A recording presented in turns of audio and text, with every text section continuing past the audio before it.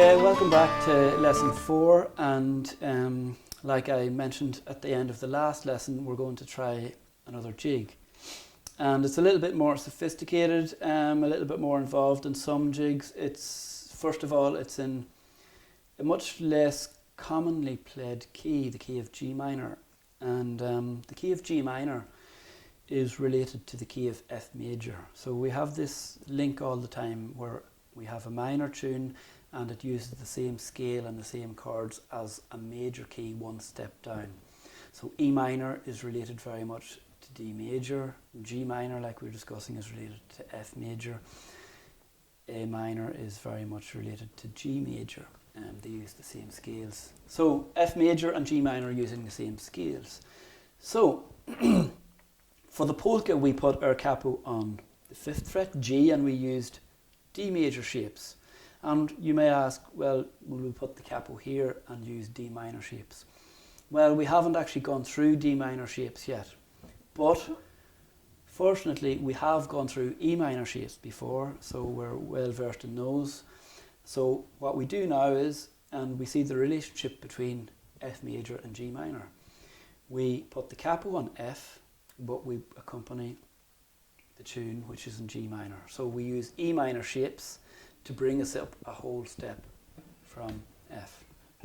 So it's important to remember here that we are accompanying the tune using E minor shapes on the 3rd fret, which brings the tune out sound-wise in the key of G minor. So with all that talking, I'll introduce the tune. So the tune is called the Sunny Hills of Beara, composed by a great fiddle player who sadly passed away last year, I believe, John Dwyer, from a very well-known, respected musical family from Cork, and very well-respected family of composers.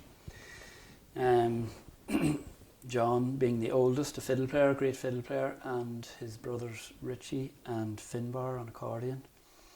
And there was also a great composer and whistle player, Michael. So this was composed by John Dwyer in the last 10 years, I believe, called the Sunny Hills of Beara, and it's in the key of G minor. So I'll play through the first part and then we'll go through the chords.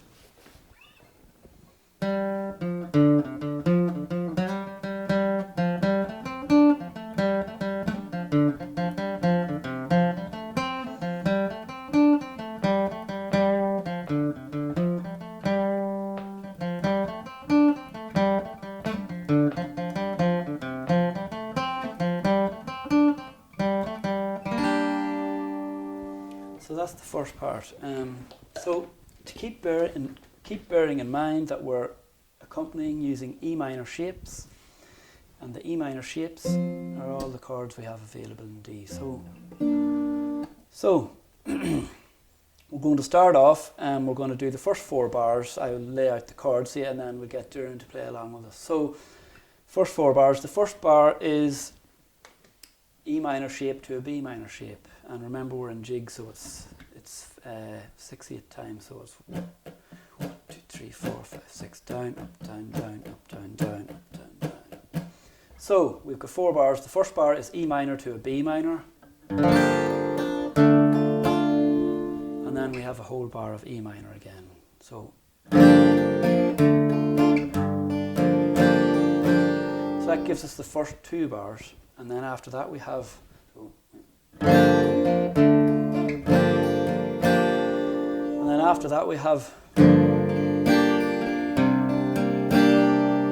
another E minor for a bar and an A sus shape for a bar. So in its entirety we have an E minor to B minor, E minor for a bar, E minor again for a bar,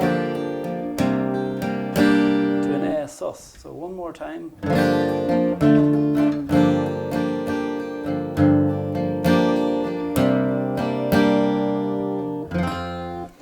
Okay, so that's the first 4 bars. So we're going to invite Doireann now, and she's going to play the first 4 bars along with us.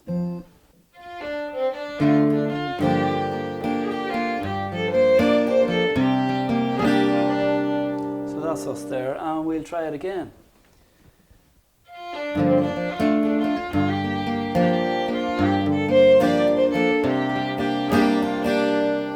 And one more time.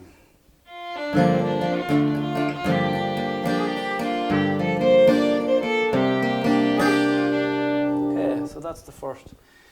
And we can see that it leaves it nicely open to go. You can probably guess the next chord is going to be a D shape. So we're going to talk through the chords for the next 4 bars. So we're going to use a D shape for the next bar. So bar 5 is D. Bar 6 will be this D over F shape that we introduced for the polka. So your ring finger on the 4th fret of the bass string. So that our bars 5 and 6 are D to D over F sharp shape. Okay.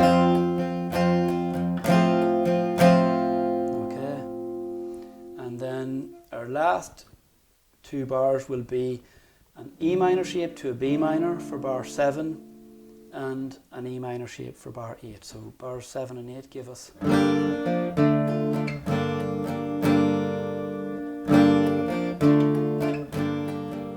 So bars 5 to 8, we'll go through them once or twice and then we'll have Doireann. So D to D over F, E minor to B minor to E minor. One more time.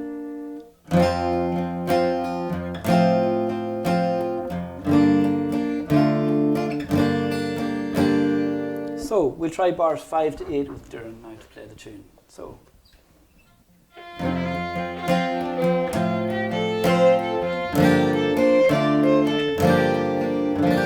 And again.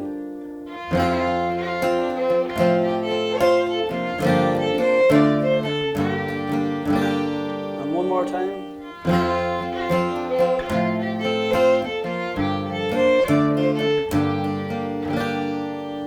So that gives us the first part in its entirety. So let's play it all together, the first 4 and the second 4 bars, and we'll repeat the part as well.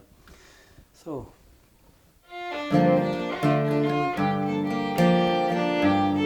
Esos.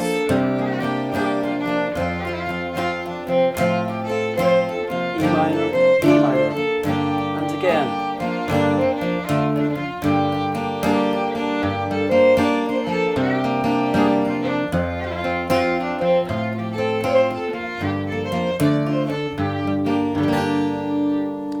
So there we have it. We have the first part of the Sunny Hills of Beara in G minor. Capo on the 3rd fret, which is capo on F, and we accompany using E minor shapes. So we'll see you in the next lesson for part 2.